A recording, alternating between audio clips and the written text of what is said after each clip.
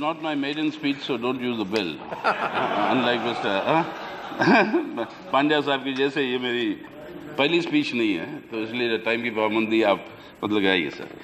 Sir, मैं सब मेरे साथियों से नेताओं का शुक्रगुजार हूँ इस सदन का. But I'm actually very overwhelmed by the things I've heard here, sir, from the Leader of the House, from the Leader of the Opposition, from my very esteemed, respected colleagues. And एक चीज़ मैं ज़रूर कहूँ राम गोपाल जी, जहाँ पर भी मैं बैठूँ मैं दाएं हाथ की तरफ देखूँगा आपके लिए. अब आप तो रहेंगे. And it was very touching. I mean, you'll of course evaluate my contributions, and it's not for me to talk about them, but I only want to first of all very sincerely express my gratitude for all the indulgence that you have shown, including you, the Chair, sir, and for all the times that I have extended or stretched your patience and in terms of wanting to say something or share something. And thank you for everything that this House has given me, and it is actually, the last 12 years have been indeed one of the most important learning experiences as far as I am concerned. And I think this has also been a very crucial period in the political life of our country. And to that extent, I think the opportunity to place a contribution into that circumstances is something that I am very grateful for. I entered this House very reluctantly, sir. First, it was told that in 1996, then we thought, and as many senior colleagues have mentioned, about the thinking of my party and our understanding. So we thought, we used to call this the goal building. So कितनी दूर रहे गोल building से उतना अच्छा है, जनता के बीच में संघर्ष करते रहे. और ये 1996 की बात थी. फिर बाद में 2004 गुलाम भाई नहीं है, वो खुद व्यक्तिगत तौर पे बड़े नाराज थे मेरे से 2004 में, जब उन्होंने कहा कि नहीं, ये सीट आप ही के नाम पर हमने जो है अलग से रखा था, जब हम नहीं आ पाए. अब लेकिन 2005 में जब पार्टी के फैसले से कॉमरेड सोमनाथ चटर्जी को जब स्पीकर बनाया था, तब पार्टी ने कहा है एक आवाज़ चाहिए पार्लियामेंट के अंदर, तब आइए. तो उन संदर्भों में मैं पहुंचा यहाँ पे. और इससे पहले sir, I recollect an incident which I think I should say that that is in 2001. Remember, there was this very bad earthquake in Gujarat, and I had been sent by the party to do some relief work, and we built a colony there, and it's named after the Sherni of Bhavnagar, Neeruben Patel, that is still there. And on return, there was an all-party meeting convened by the then Prime Minister, Atal Bihari Vajpayee. And Comrade Surjit, my party General Secretary then, said that you go, since you've been there and you've done the work, so you go. So I entered the Parliament House with my pass, through the gates, and walked up to the first floor, and very coincidentally, the Prime Minister emerged from the lift. So we were walking down, and while he was walking down, he said, क्यों येचुरी जी आजकल आप house में नजर नहीं आ रहे? So I didn't know what house meant then, honestly. Yeah. I said, I didn't know that these are referred to as houses, houses of parliament. Then I thought, आप घर पे आके नहीं मिल रहे उनसे, ये पता नहीं क्या था, मतलब है तो out of sheer respect I walked off. That was the stage, sir, before I entered this house. But having entered this house, I think it has been, as I told you, such a great experience that it has been here, that I've learned since the time I've come here. Bhairav Singh Shekhawat ji was the chairman. Rahman Khan Sahab was the deputy chairman. Mr. Yogendra Narayan was the secretary general. Then I went through Mr. Vivek Agnihotri, a very dear friend of mine, in the sense that he and my uncle were batchmates in the IAS. And then, of course, Shamsher, Sharif, whom I'd known even earlier as a very competent IAS officer. You, of course, sir, as the deputy chairman, who are still itching to ring the bell even today when I speak. And to the entire staff here, sir, the ones who are standing there next to you, the ones, whenever we wave a paper, they come I mean, they just appear from nowhere, from invisibility. They just, they just come here to actually do this. Is such a seamless operation. Our marshals, when we had to pass the Women's Reservation Bill, and the staff who sits here, sir, around this semicircle table, and whom we call the reporters, I would salute them and I rate them as some of the best stenographers that the world has ever seen. And very rarely, only when I make a mistake in not quoting something correctly, and I write there, as I've written today for the speech I made yesterday, that it is not the reporter's mistake, it's my mistake in quoting that quote. And to all of them, sir, to everybody in the staff here, I would like to pay my gratitude. And all this has helped. But I notice only one thing, since you are the chair now at the moment, I can only tell you there's a lot of outsourcing and privatizing that is going on with the staff. I hope you don't. They have allowed us to function and sometimes end up at 2 in the morning. They've served us food, they have protected us, they have removed people who are unruly, got us to do our business. From the officers who have served us here, sir. Debuda, Dr. Bandyopadhyay, I've known him from much before the time that has come, as also the first initial drafter of the land reform laws, not only of Operation Burger, but the land reform law under Binoy Chaudhary. And we've known each other for a long time. Of course, this is a lifelong dispute that I have with him, why he shifted from this end to the other end. and his complaint to me saying that, why are you sticking to your end? and that will go on. But he's been my senior and I have great respect. I mean, that has always been there. And Pandya साहब, मैं खास यही सोचता था कि आप पहले भी एक आध बार बोल लेते हाउस में, तो हमें भी थोड़ी प्रेरणा मिल जाती. मतलब दिलीप भाई, मतलब यानी प्रेरणा माने मौका मिल जाता है खुद थोड़ा और ठोकने के लिए आरएसएस को. तो आपने हमें वो अपॉर्चुनिटी डिनाई किया, मतलब. लेकिन साथ ही चल रहे आप लोग बाहर, लेकिन जो वापस आए उन सबको हमारी बधाई.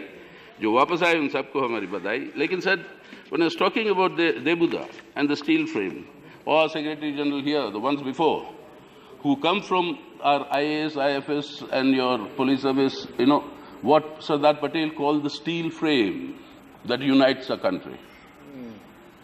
This is the officers that unites a country. You have today, the All India Institute, you refer to Amrita Kaur ji. Rajkumari Amrita Kaur ji. When he set up that AIMS today, you go there today, every day the crowd of patients keeps increasing, irrespective of the number of AIMS we have opened up. Why?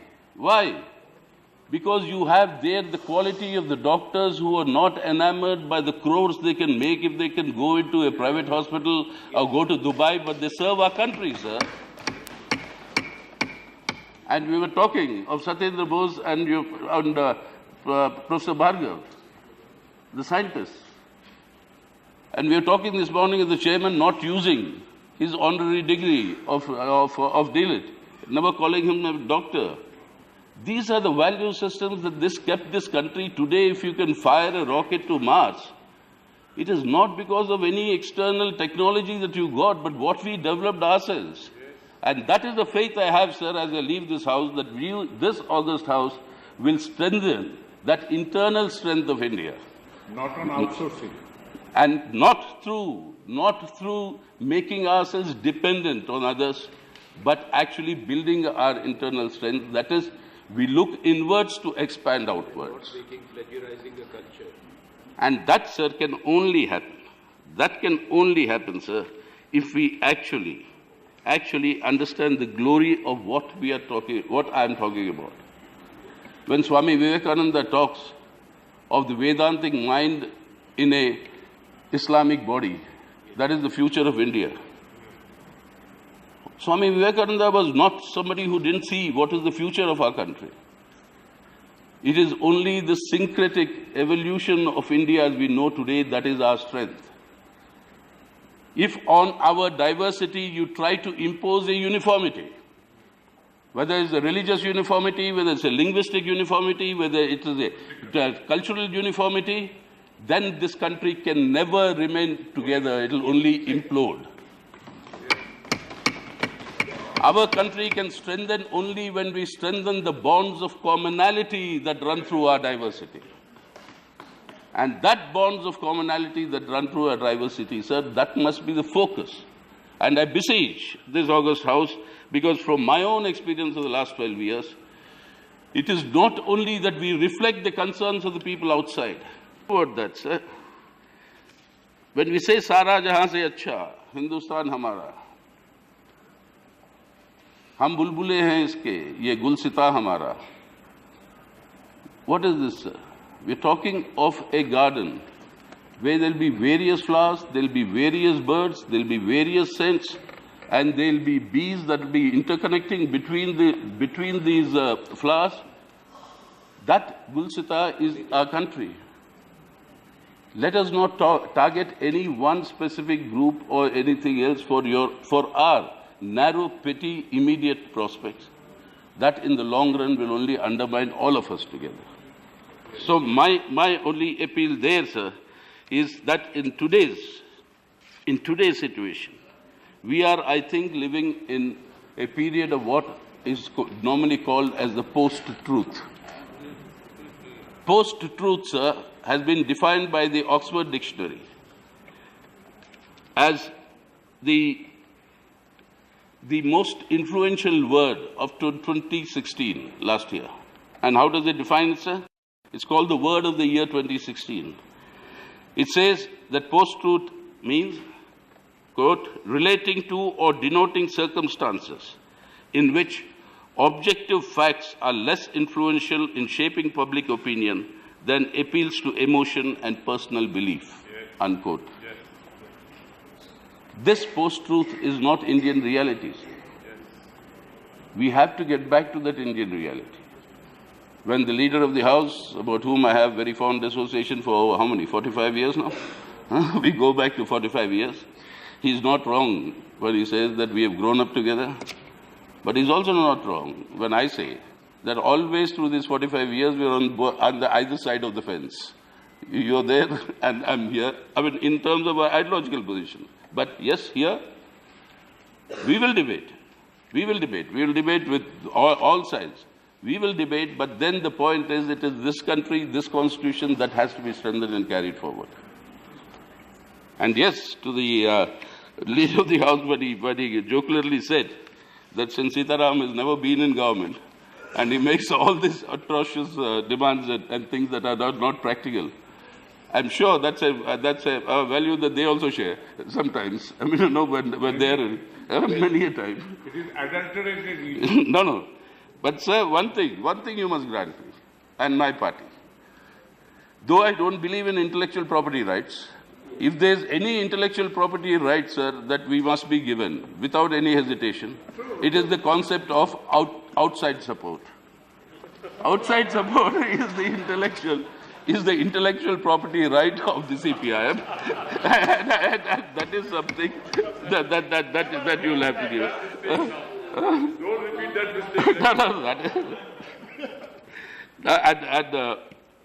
mistake. With of course my friend Jairam, I mean, as he said, we go back to many years, but he didn't complete the whole story.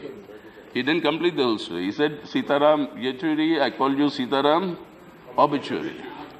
To which I always used to reply to him saying, there's Jairam Mortuary.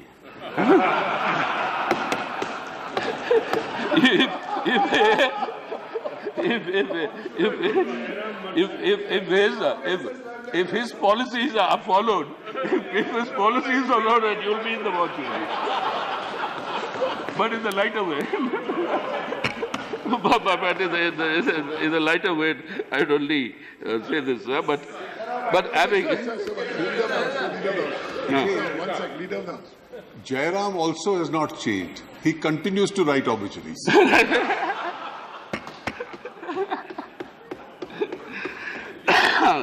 since, we are speaking in this in a wonderful bonhomie and atmosphere, sir. But this post-truth, the battle against post-truth, sir, is something that really concerns me.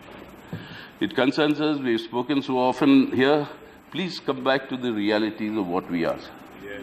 Please understand the reality. Your farmers committing suicides, which are growing.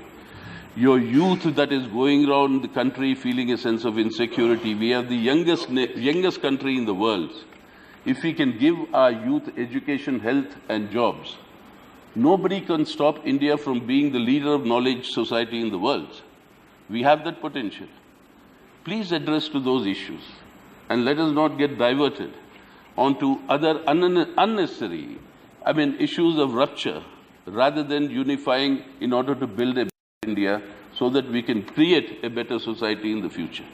Yes, that is the political approach. We have to take a political decision on how to do it. If there are those who believe in post-truth and rupturing the unity of this country, that needs to be fought. On that there can be no compromise, and I shall never negotiate. That is not a negotiable issue. The unity of my country, the harmony of my society. And that is why, sir, I want to just finally tell you, please understand, when we talk of the syncretic culture, in this August House, I've not said this earlier, but I think I should say this, even to say that you tell me. There are millions of people like me in this country. I'm born in the Madras General Hospital, now called Chennai, the General Hospital in Madras, to a Telugu-speaking Brahmin family. My grandfather being a judge, state's reorganization, the Andhra bench of the High Court of Madras moves to Guntur, so we shipped there in 54. I'm born in 52. Fifth to Hyderabad in 56. My school education is in an Islamic culture that was prevalent in Hyderabad under the Nizam rule in early days of independence of 56. हमारी तालीम तो वही हुई sir, मैं वही अब उसी तालीम के साथ में आऊँगा. Then come to Delhi, study here. I'm married to a person whose father is a Sufi of the Islamic order, whose surname is the Chishti Sufis, whose mother is a Rajput, but a Mysorean Rajput who migrated there in the 8th century AD. We are now in the 21st century. She is the daughter of these two, father and mother. A South Indian Brahmin-born family, married to this lady. What will my son be known as, sir? What is he? Is he a Brahmin?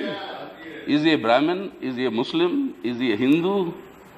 Is he what? There is nothing that can describe my son rather than being an Indian. That is our country. That is I'm talking of my example. Just look at how many such people are there. It is that India, sir, that you are the custodian. We have all been the custodian.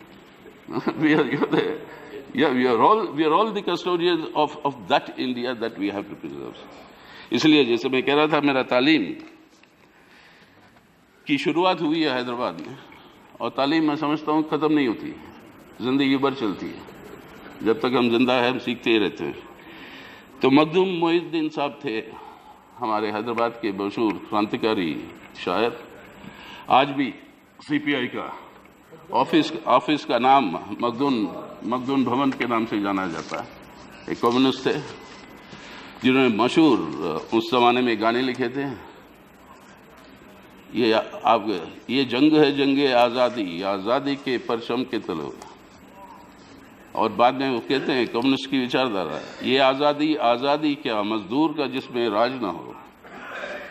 अब उस राज के लिए हम भी लड़ते रहेंगे.